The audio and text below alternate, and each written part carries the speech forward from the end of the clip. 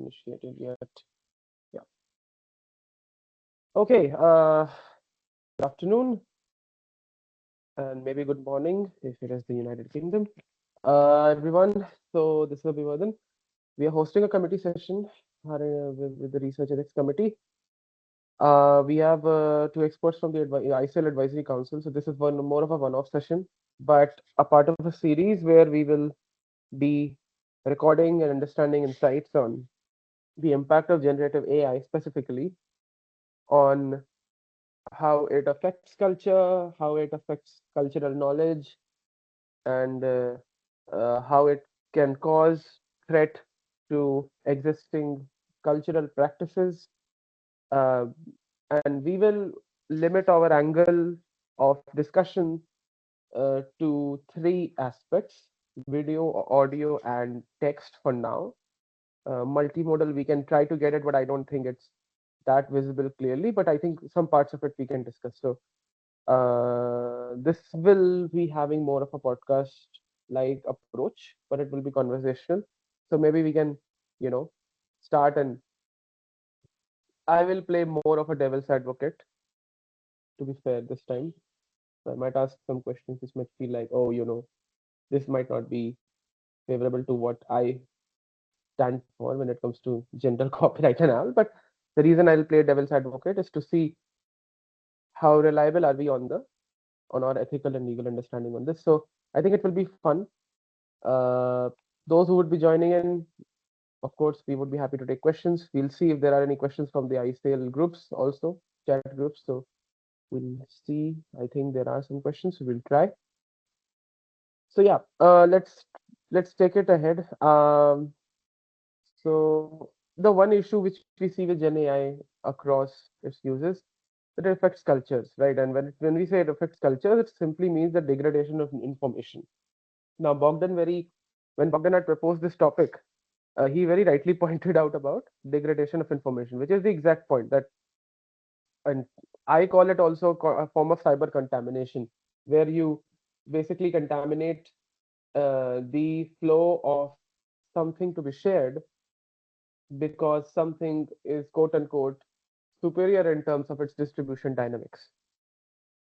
Now, it's not limited to that because, of course, human perceptions matter, and cultural authenticity itself is questioned because we all know that culture is associated with human autonomy, right?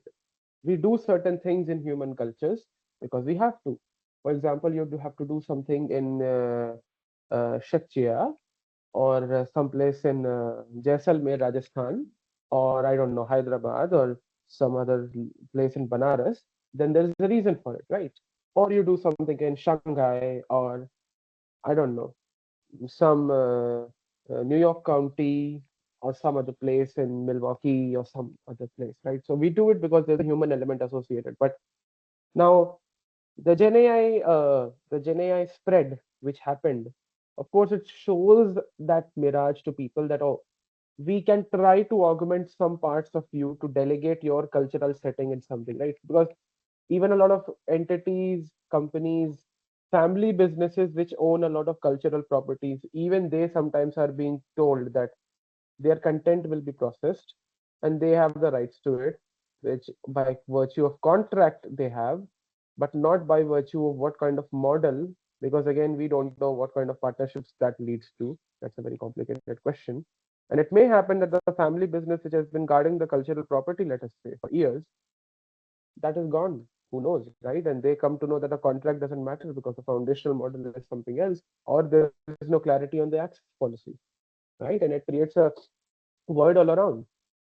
So, yeah, that causes problems. And therefore, the second point of this session comes, which is noise pollution. Not the noise pollution we know as we have read in textbooks, but more around the noise created by AI generated content. Like, I don't know, I think Shirsha knows this. I think I told her in a session also, and Bogdan was also there. So, there was an incident that on Reddit, a user had posted an anime warrior painting, the Japanese anime warrior and all that stuff. And the user posted it in a good faith. Okay. When they posted it, it turned out that the painting itself was labeled as AI made or AI generated. And the guy was like, I made it myself. I did not use Adobe Firefly or any of the AI generated tools on Canva or anything. And it's not true. I have not used it. It's just manual work of art.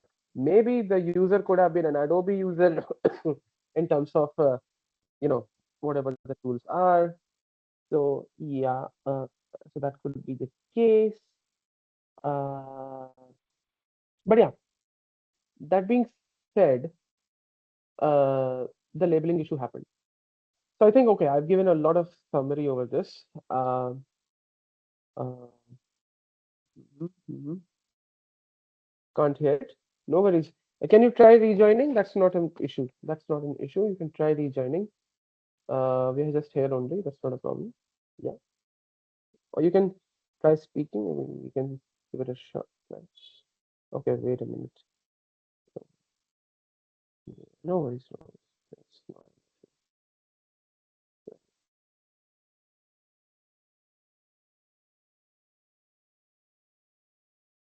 yeah.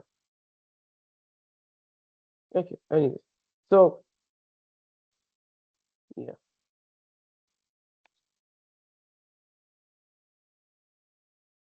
Yeah. Are we audible now? Uh, you can try to unmute yourself. Hello. Yep, I can hear now. Yeah. Where did you lose me? Like, Um, I think around when you mentioned about the Japanese case, I remember hearing something yeah, the anime Japanese thing. Yeah. before I go. Yeah, Right, right. Yeah. So it was simple case that the anime painting was there, a nice, cute ninja warrior or something like that, and turns out that that Reddit labeled it as AI generated. Maybe they had some agreement with Adobe or some company because they could think them as intermediaries who can help in detecting AI content. And the poor guy was like, I made this myself. It took me hours. This is my creation. Did not use any AI tools. It's a complicated territory, but he did not use it. But then nothing was done much. So he was very disappointed. So I think I gave enough background for some churning. So let's discuss it. It would be fun. And let's see how far it goes. I mean, we can wrap it up in 40 minutes. That's not a problem. And if no questions coming this time. Anyways, this is a starter session, but I think the next one could be much better. We'll do more doodlies to figure out. So, Bogdan, I'll let you start, but later. Let us go ahead with Shirsha first, then I'll let you in. Okay. So, from your perspective, what do you think about it, Shirsha? Like, uh, when it comes to the text, because you can start with the text medium per se, or you can discuss about the visual. What do you think about it? So, yeah. I think there are, I mean, irrespective of the media itself, Abhivardhan, there are, I think, three aspects which are which give a new perspective because of the whole AI angle to it, right? One, I think it's the accessibility and the diversity that now is possible because of AI, right? That the fact that AI tools are allowing for wider range of people to express themselves through that medium is definitely a good sign, right? As well as it is, art is not something of the rich and the privileged, and so it's definitely more democratic, and hence access to cultural dimensions and perspectives is, I think, more easy, right? Now what this enables, the accessibility and the diversity part of it enables, is like a more widespread revival of forgotten art forms and cultural practices, right? This could be in text, which is like let's say forms of poetry, as well as art and music media, like audio video, so across the different forms of media, right? Along with the revival, I think it has also made the whole ecosystem of culture and art more digitized, right? I mean, up until this point there were tools, but the progress was, you can say, at a certain pace, which is far more accelerated because of these tools. So this was, one aspect. The second aspect that I had in mind, Abhivardhan, is very similar to what you mentioned with the anime, the ethical considerations, right? The questions around, how do we ensure this transparency in the art form generated around the AI usage, right? What is then the watermark, right? So I think those are aspects that need to be still worked out. And this is not just with, art like as an anime. It could also be content which people buy, right? There are articles, there are, let's say, how to documents or literature on interpretation of law and regulation, right? So all of this is also subject to AI generated content, and the need to have transparency, in fact, in the other forms of content generation is far more urgent than even in an art form, right? Like, of course, the person who is spending money and buying the art form will definitely need to, sort of be aware of its lineage. But definitely in, let's say, if I were to use AI to interpret or understand the law or a regulation, I want to know, which aspects of that interpretation is human guaranteed and which parts are not, right? That brings my confidence in this. And and I think, while this ethical part is being considered, it goes without saying that there is a possibility of the bias getting, continued. Let's say you represent the icon for something, right, which is AI generated, is a person doing the activity. And and and for example, like a driver. So if the driver is represented as a male, and if you continue to use AI generated art, does that continue, right? And then is your DNI perspective even more then, tricky to manage, because you're using these AI tools, and that representation came from the usage of the tool. uh, the third thing that I had is, while AI is being looked at as this, AI is going to cause a lot of job displacement even among artists and content creators and, cultural representers. I think it is also going to give new opportunities to many others, right?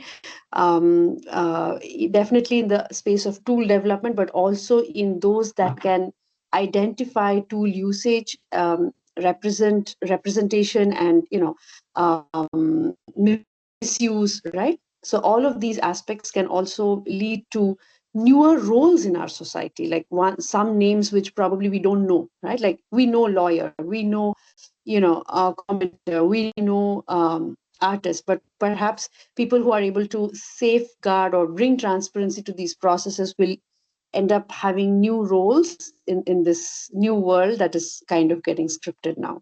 So, coming back to, I think, the question that you put forth, these were the three dimensions I thought, we could go deeper into. Yep, indeed.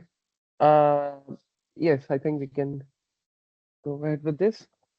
Um, okay, specifically, Bogdan, when you look at the way information degradation happens, right? And of course, this could be an interesting question if how much appropriation we notice. How do you see the pattern per se, like in the larger information distribution curve? Yeah. It's exactly as it happens in a sect or a cult. Not any type of cult, but generally speaking, a cult, which is catchy phrases of just made up stuff and concepts. They don't really exist, really, scientifically or mystically or philosophically. They just don't. They're made up in a mixture of things that exist. It's a soup of things that exist. But a good soup is not like you taking ingredients statistically and then you mix them up. You're gonna have a good soup. Well, maybe you will have it sometime, maybe you will not have it other times. You just can't be sure of anything. Anything goes, and that's what's happening. they all converge obviously on the nonsense, unscientific nonsense. They all converge in their slightly different ways, but it really is the ways of a sect or a cult, which is these are untruth and unscientific nonsense presented in an attractive way, catchy. The path to AGI is set. We are building the SSI of secure super intelligence. What the heck does it even mean? We don't know, but it sounds catchy, right? You can't verify because just go ahead and try and see where you're gonna get. Nowhere. Or you're just gonna waste hours and hours for not reaching any kind of conclusion because it just doesn't exist. It's a made up term. Safe super intelligence, superhuman intelligence, AGI,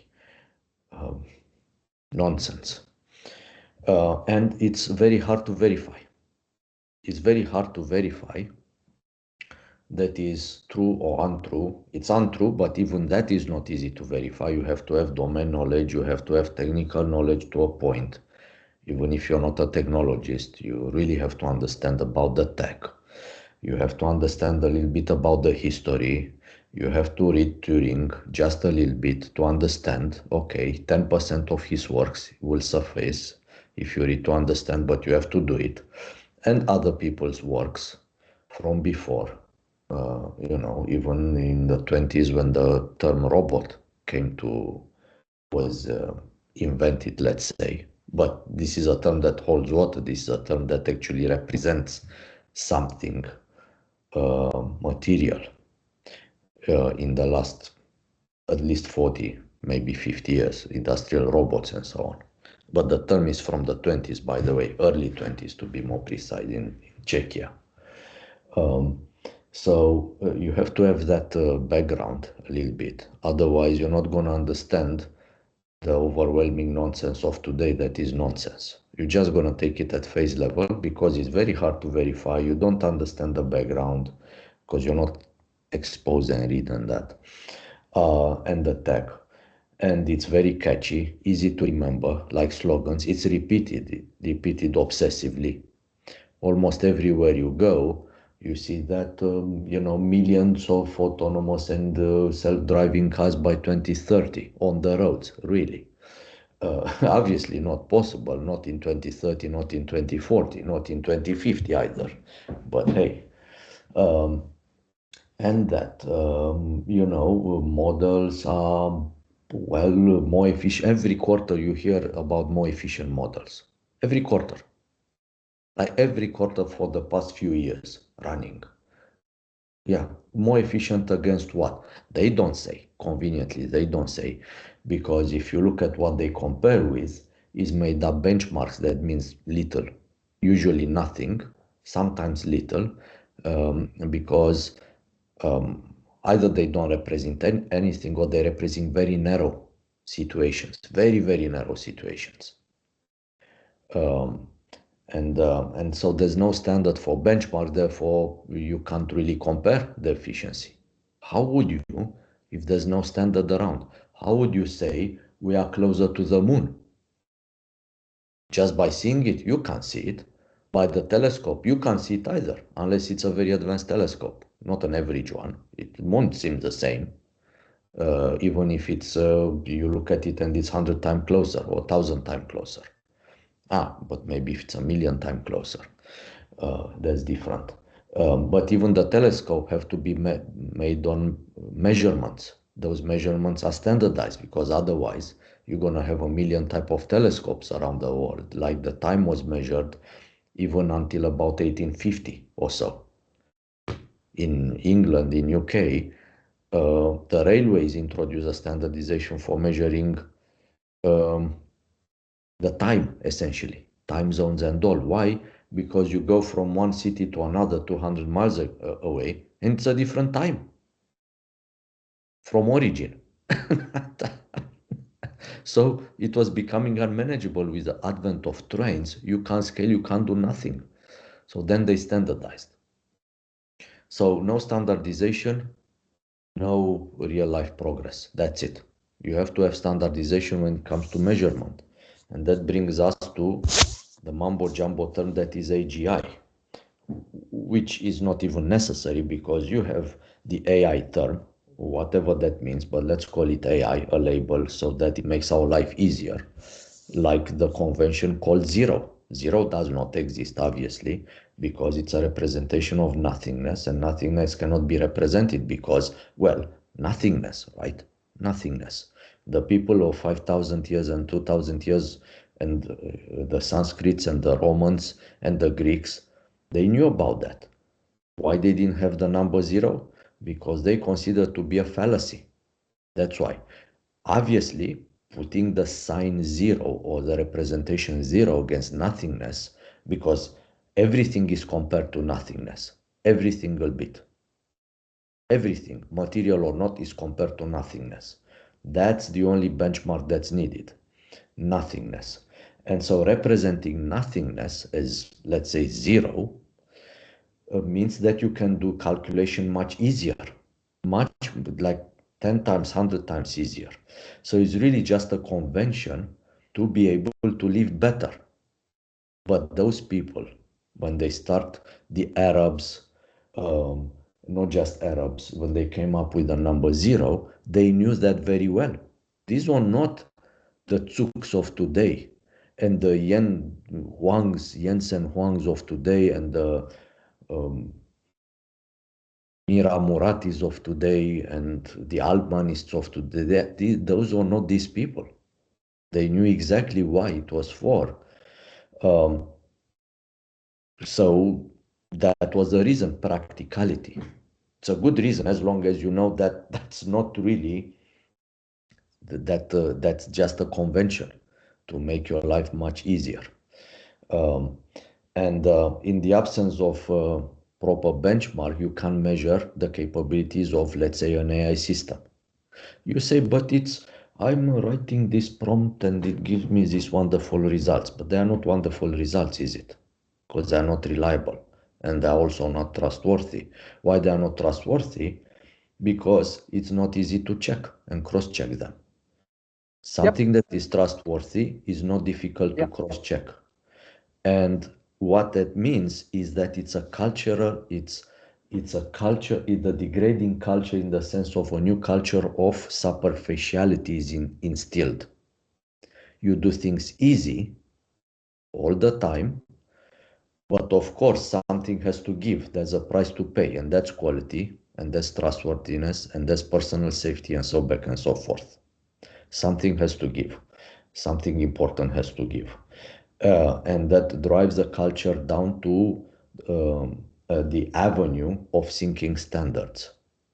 And coming back to why we have the term AGI, that nobody talks about it. If you look at it, when did this term appear? Nobody knows.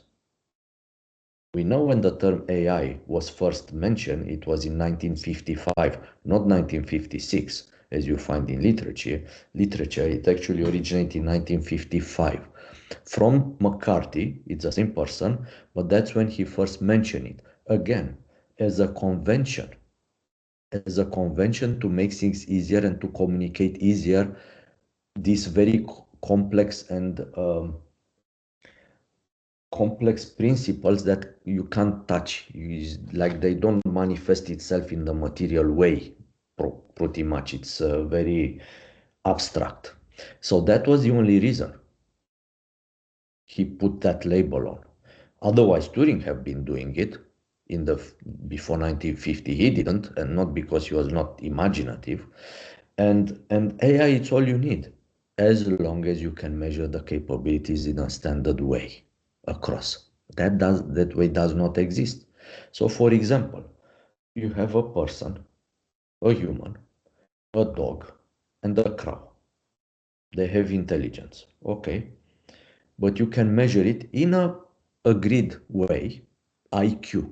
And you see that the human is at the top by IQ. Yeah, of course, maybe some humans are less intelligent than the crow, but let's stick to the majority. Uh, and then it's a crow, and then it's a dog. You just call it intelligence. You don't call it dog intelligence and crow intelligence and human intelligence and super this and minor that. It's just intelligence where you measure the IQ, which again, it's a concept that is standardized and defined so that everybody can understand the same thing and is measured in standardized way with their own variations, of course, because context is different. Nonetheless, it's standardized to a good degree. That doesn't exist with AI. So the moment you cannot measure the so-called intelligence or IQ in AI, then you can't assert its capabilities, is it? You say, but it's doing great here. Yeah, because perhaps the context is helping a lot. And is doing rubbish there because probably the context is much more nuanced. Who knows, right? So you can't. And because of that, the labeling AGI came about, artificial general intelligence. If you look at the definition, of course, it's nonsensical. If you measure AI, you could say, well, this has, an IQ that is more than 175, let's say, which is like the best genius ever, let's say, known in the history of humankind that was known. Let's say that is 175. I'm just saying.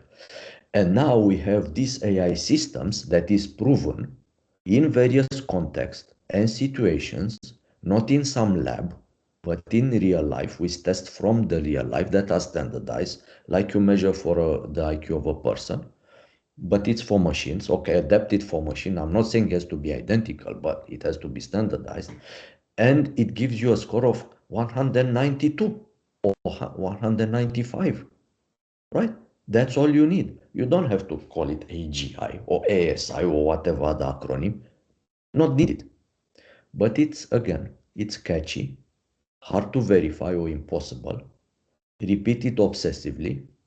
It becomes doctrine, a cult, and how sects are formed. That's what we see. PhD level intelligence by ChatGPT in 1 to 1.5 years. Mira Murati, spring 2024. On the record, by the way, this is public. The same Yep. Mira Murati that was pulling faces when asked a very simple and basic questions, nonetheless very critical questions, by the journal in June 2024, is OpenAI models using YouTube data for training, YouTube videos for training, from creators, obviously, and all. Pulled faces. Didn't give a coherent answer at all, on the record. The CTO that is worshipped by masses.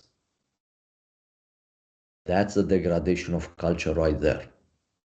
Yeah, rubbishing a biryani, rubbishing an onion bhaji, rubbishing the proper rice, rubbishing the Ayurvedic pepper, rubbishing the age-old, thousand millennia-old practices that stood the test of time for the sake of this kind of nonsensical beliefs. These are not even mystics. Mystics have their own proof. They don't need anyone to approve of them. They just don't need. They don't call people to worship them. True mystics, that is, gurus in the forest. If anything, you're not going to be even welcome at the beginning. Because why would they waste their energy and their peace to talk and to somebody that is not ready to listen? Why? They won't. So you have to prove that you are listening first. And they will stay with the back turned on you. That's a culture right there. Because if you can't listen, then you can't learn. That's it. But hey, we have ChatGPT and 4.0 and multimodal system. They will listen for us. They'll just listen for us. And we're doing what? I mean, I don't know what we're doing, like Wall-E or something, getting fat in some pods. I have no idea. But really, we're not going to be human anymore. That's the degradation of culture, is dehumanizing. And that's about it. And Yeah. just one last example. which is, you know, less abstract. It's very here and now. In beginners AI training courses, very much introductory, you would see a bubble that's called AI. And in that bubble, you have another bubble that's called machine learning, which contains another bubble that it's called deep learning.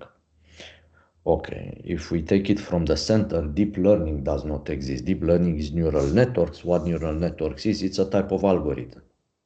It's not physical. Neural network, unlike the network of neurons in the brain, is not physical. It's an algo. That's what a type of algorithm. Like that, several, but they're all in the same class. So that is a concept and a software that exists, but you can't touch it because it's not physical. So the word networks is a little bit misleading. It is a network, but it's not a physical network like the internet. Anyway, that's part of machine learning, that's correct. But machine learning is not part of AI. Machine learning is not AI.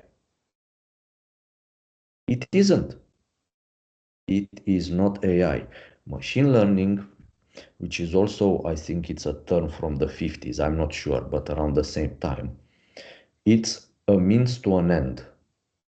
So it's technology. It really is about technology and nothing else. AI is not about technology. Yeah, it will involve technology. I mean, even if you know, hit a nail to put something together like a foot of a chair, I mean, that's technology, right? The hammer, it's a pop sort of technology.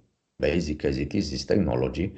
So, you know, more or less what we're doing when we go about our lives will have technology involved, but they are not about technology.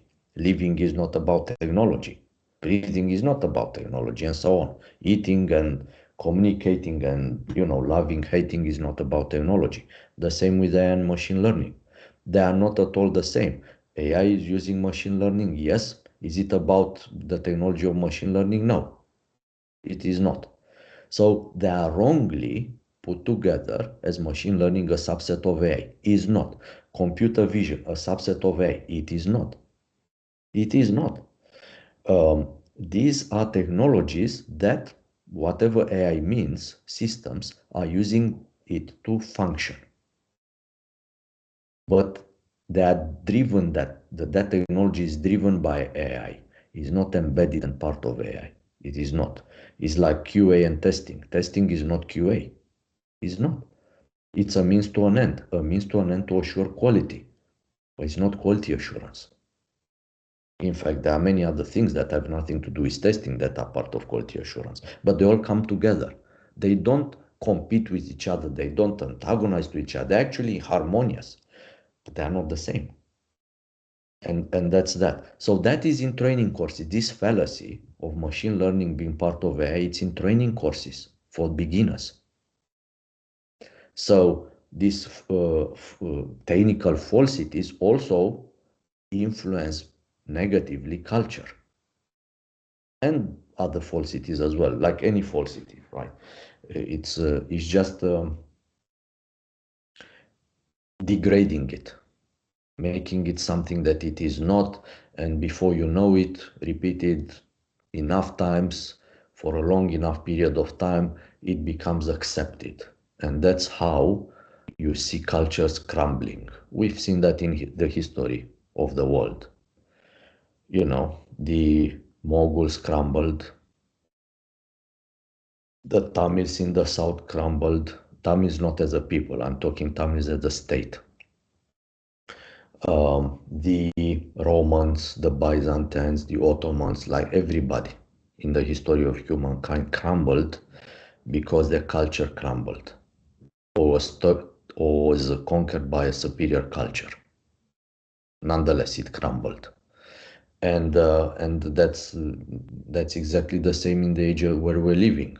It's not going to be different because that's a way of the world. You degrade on standards, you're going to disappear eventually. In a very nasty way, of course. It's never going to be comfortable. It's always going to be very, very nasty. And it's a given. This is not a prediction. This is a fact. It's going to happen. We've seen it, right? Look at the Middle East. what's happening? Crumbles. Um, and that's the danger right there. What we gonna do about that? I don't know. Maybe we have a section of Abhivardhan about that. I'm sure everybody else will have a lot to say. But I mean, we can talk about this for hours, but I'm done. That's what the automation of the hyper automation, not automation in itself is not bad, but hyper automation at all costs, obviously to fit certain agenda. And my take is that that agenda is to owning the medium where interactions happen. Not owning the interaction directly, but the medium. You talk here on Teams, you think you own the discussion, you don't. I don't own this discussion, not really. Who owns it? Microsoft. Through Teams, we have this AI system. I just seen it here. .ai blah blah. Because that they own the infrastructure and the medium of conversation. Social platforms with all that hyper automation. The cars that are by default connecting to everything under the sky, well, it's not needed at all by the driver, or maybe 1%. That's it, but they're still connected because that's how they own the medium, collecting all the data, running through statistical models, making inferences, and really controlling the life of that driver while the driver is in the car, at least, and of the passengers as well. That's the purpose. The purpose is Yep. not to make you have a good life necessarily, not really. Yep.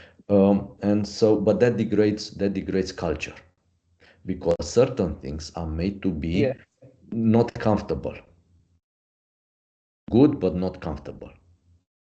So you have to smoke yourself a little bit when you're cooking, is it? You're close to the fire, but then the result is good. Uh, that reminds me of a movie called Gran Turismo. So a beautiful movie actually. So the whole narrative was that can any racer be an F1 driver?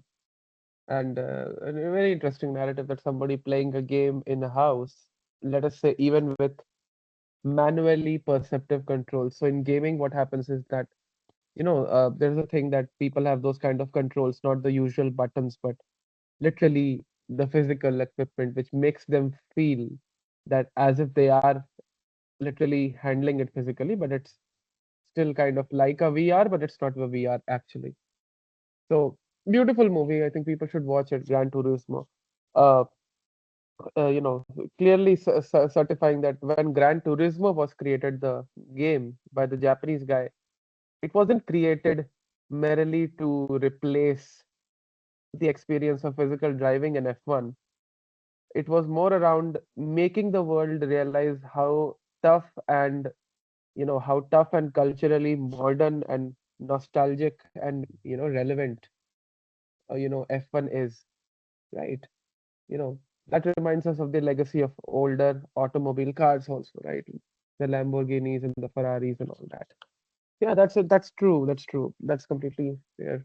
Uh, I think even the software side, partly also due to the one cultural effect. I have seen. I don't know if Shirsha or anyone else in the room right now has observed this, or maybe if Bogdan has noticed this. But automobiles used to represent a sense of culture, right? Like, okay, Lamborghini has this design, Ferrari has this design, okay, this has this, uh, that has been attempted in India as well by the Tatas, Mahindras, and others, and the Marutis, but not that much, honestly. But infusing AI software into certain key operations of a car and then selling the subscription for the software itself to force users to, you know, keep going ahead. Of course, that creates a matter of concern. But yeah, anyways, I think uh, that of course, it causes a crush in the dilemma as to what kind of a culture of embracing automobiles could be, how it affects us, and what's our impression of life. Then, so of course, it's a very holistic question. But yeah, I think Shirsha, you had posted something in the chat which was like a half statement. So would you like to Yeah. complete that statement? Yeah. No. Bogdan was talking about, like how there are these claims of AI having done the PhD, and of course we know, right? Like that's not what it is. It is like, if you make someone parrot certain things, they will parrot. That's not necessary that they have, the thinking and intelligence needed to be at that level, or the knowledge even of that level, and that's fair enough. However, if there are systems and tools which are able to answer and, replicate or model certain things, which means then the human doesn't need to do that.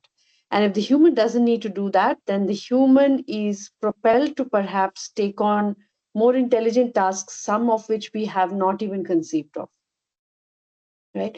And so I feel like, this AI bit is, I mean, yes, of course there are concerns around what is going to happen, and who does what, the transparency, the ethics, and the legal aspects of it. But also that, let's say we figured this out as a society, which means the capabilities are free and for all of us to use and leverage, which means that the idle mind then is propelled to perhaps, strive for that next level of intelligence, the human mind, right? And so my foresight is that we are on that, tipping point of that next evolution, where we are going to see human intelligence reach a perhaps, very different level than we see today. Yeah. Automating because it's easy, i.e., pursuit of comfort, not pursuit of being, pursuit of having, leads to Yep. Yes. essentially it's a loss of agency by people. That's what it is. The more things are automated, but automated because not because of just because it's easy. Like the whole purpose is to don't do this, we gonna do that. Why we gonna do that? Well, because that's how we make our money, not because, well, we care about you. I mean, come on, who can believe this lie? It's because we make our money. Oh, it happens that you have a better life. Great. But majority of time it's not about a better life, and you're not gonna have a better life. You're just gonna have a life with less agency and less control about making decisions for your own good or sake, and less about being in touch with who you are, and less about in touch with, well, the planet or the place, the land that you live in and you've been born out of, and you're gonna return to it, because that's when you're gonna return to it. Like everybody else is not gonna go to the stars just like that. You're gonna come back to dust. That's basically it. And all the books of humanity that are, well, the most fundamental, they all say about the same thing. And they're written in different times, they're written in different places, they're written by very different people. They all converge about this. You come from dust or nothingness, sort of speak, and you go back there. That's it. And then what matters is what you do in between, of course. That's all that matters. And it's not gonna be automated, by the way. Not too much, not too much. Yeah, sure, the practicalities of life, of course, that's good. It's good to have technology to, for example, automated washing machine. That doesn't mean you don't know how to wash by hand, right? It doesn't. It's just you do just very little washing by hand, from 100% to something like 10%. You still get to do that 10%. It's good for you to do that 10%, because that's how you stay in touch with reality. You do not have a buffer, an agent in between that you frankly don't understand much about it, because why would you? You're busy with doing stuff, other stuff. And so staying in touch with reality is very important, but being hyper automating, you lose that touch, and therefore you lose agency, and therefore you lose control over your own life. And something else, some faceless entity or entities will greatly influence and take over at least some of those decisions that directly affect you, because it's about yourself. And that's what hyper automation is all about. pretty much like transforming the life eventually of a conveyor belt. Everybody lives more or less in the same way, and they have less and less saying in how they live their life, and they don't even realize that. That's a death Yep. of Yep. cultures. That's it. Yeah. That's totally true. Uh, I guess Shirsha had to leave just now due to some exigencies, but uh, I think from a foundational point of view, this has been interesting. To conclude, maybe I think I'll cover one point where, Bogdan, you and I can discuss a little, which is about, let us say we think about the potential of regulation and what it could be to begin with. Because, so I'll give my points first. So yeah, what I think about the way it's happening in UNESCO and the way it's happening everywhere, it's more like, okay, there could be a lot of contractual considerations which can play a role, saying that you need to have certain clauses about ownership, certain clauses about how accessible is your cultural property in any converted form becoming to the foundational models, and what is the level of transparency which is given so that the end user whose content is processed at least is be known stuff, right? Now that is the one fine line which is being considered, because companies have actually turned out against Gen AI companies, saying that, I think Sony did it recently, if I'm right, but maybe some other company. They just said it, or somebody else said it, that AI generated content of our work, out of our work, is something which we do not permit.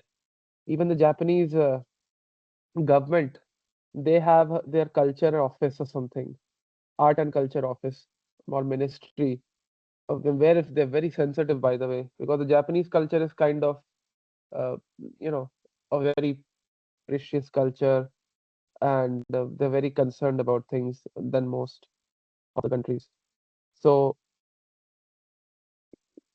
yeah, so the Japanese perhaps have this sense, I think. Yeah. And this reminds us of a very interesting article on pen and paper comes to the rescue. So ironically, on a sarcastic note, this is relevant to the committee session. This reminds me of a very interesting Reynolds Trimax ad. So there used to be a brand called Reynolds. Name keeps changing in India. So the god of cricket, Sachin Tendulkar, who is of course the best of the among the best of the best, or the best in the world's file in cricket, he used to say in this ad, the more you write, the more you learn. So I just put that Yeah, sarcastic example, but yes, yeah, the more you write, the more you learn. So that relates so much. Yeah.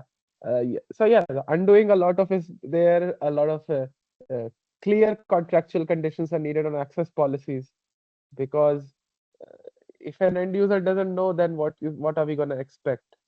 And quantum of liability is going to be a huge problem, because if we have to ensure that responsible use happens, as well as certain things are completely flashed out so that they don't happen, it's just necessary that we understand what could be a reasonable quantum of liability. Otherwise, those who are not even responsible will be banned or just disenfranchised very badly, and sometimes the liability shifts to something else because the people can manipulate information dynamics. So yeah. Oh yeah. So the okay, got it. Just referring for the sake of the discussion. So uh, how the crowd strike meltdown was basically, addressed in July. So I think Bogdan, in the concluding part, you can highlight about this, how it was done, and then I think we can wrap it up. What do you think?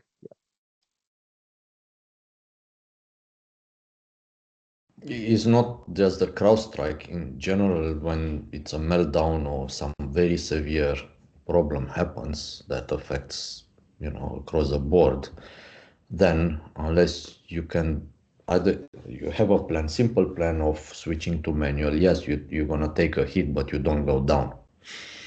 You don't go down. Maybe you take a hit of 20, 30, 50% even, but you survive. The most important aspect, survive and continue unabated.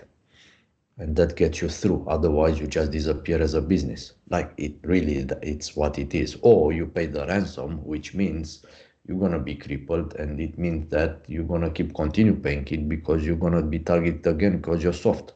I mean, you're soft because you don't have, this keeping in touch with reality when you can shift to pen and paper, and not just pen and paper, like I don't know, printing and using faxes, for example.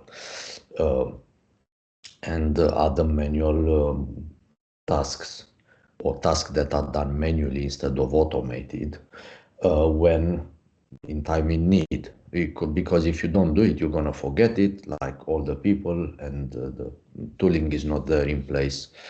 And yeah, essentially you're just going to disappear. That's what it is. That's no other way of putting it. You just disappear. And it's not just the CrowdStrike. In that article of the BBC, there are few other examples that have nothing to do with CrowdStrike. CrowdStrike was not a cyber attack, but other examples about cyber attacks and being blackmailed into paying. And if you don't pay, what you're gonna do? You have your computer network locked out. So are you disappearing at the firm? Are you paying the ransom, and then a year later you pay another one, and so on? Which obviously is not, you can't survive like that. Or you have just enough in touch with reality that you can shift to manual, and at least you can survive taking 50% hit, but then you survive until the problem is gone, and you come back more robustly, and then you bounce back, but you don't disappear. And you still serve your customers in reduced capacity, but the most important capacity remains unaffected. So that's really is the culture. It's the culture. Don't over rely on technology on everything, and obviously not automating everything because it's easy. That's a paradigm shift. Don't automate because it's easy. Automate because that's a better way of doing it. Better doesn't mean easier. Not all the time. Sometimes it means easier, sometimes it's not. But that's not the purpose. The purpose is not to make things easier. The purpose is to make things better. Not the same. Not the same at all. And also, don't automate certain things. Just don't automate them. You learn something, don't learn by typing first. Until you understand and you master the basics, do it by hand. Then type. Then put scripts into place. But you have the very solid foundation because you did it by hand. And that's how you learn, by doing it by hand at first. Then when you scale, yes, automate, but you know what you're doing. And that will also tell you what, should I really automate to that extent or less? Or maybe more in some instances. Yes, in some instances it's better to automate more, of course. But you're going to understand that because you understand the basics very well, because you've been there by just doing it manually. Don't start read from screens. Start reading from books and paper printed. Don't go and I'm gonna go and I'm gonna understand very well about the Bhagavad Gita. And then you go to a screen into some PDF. You're not gonna understand anything from the PDF, let me tell you that. Why? Because you didn't experience the smell of a book and turning the page and revisiting back and searching manually with your head and with your eyes, not by typing some keyword. But taking the time to go through the mental and intellectual exercise, and also physical, searching through a book that is more than 200 pages or about hundreds of pages, right? Not 2 pages. And searching for the concept. You search for the concept, you don't search for the keyword. Like when you search in a PDF, let's say, you search by keyword and expression. In your mind, you're searching the concept. But the physically doing that is searching the keyword. That's not happening when you search manually at all. There's no keywords involved. You have them in your mind, but what you have in your mind is the image of that concept. That, of course, manifests itself through words, for sure, but you do not search by words in itself. You search by the idea and the concept. And then physically, you look out for words and expression. Yes, but that's not where it started and is not driven by that. When you search in a PDF, it's driven by searching, the keywords are driven because that's a technology, right? You type one, two words, maybe a short expression, and that's driving the search.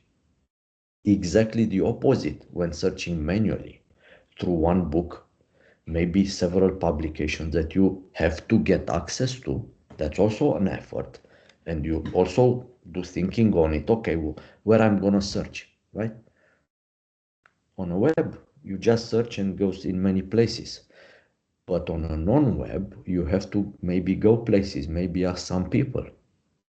That means you stay in touch with reality and what it actually means because you have to do it.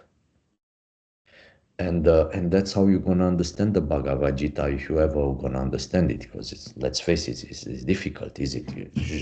You don't just read it once, twice, 15 times and you understand it. Not really, no.